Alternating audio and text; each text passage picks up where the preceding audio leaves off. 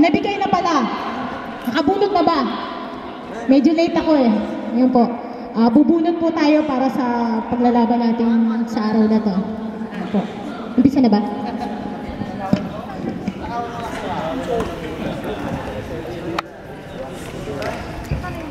So, inuulit po namin na yung mga rules and regulation po na binigay namin sa bawat coach, pakibasa na lang po and then paki-explain na lang sa mga players natin. So, we would like to inform you na yung coach lang po ang may binigyan po namin ng karapatan na pumunta po dito sa committee para kung may question or para maiwasan po natin yung hindi natin pagkakaintindihan or pagkakamali. Okay po ba yun?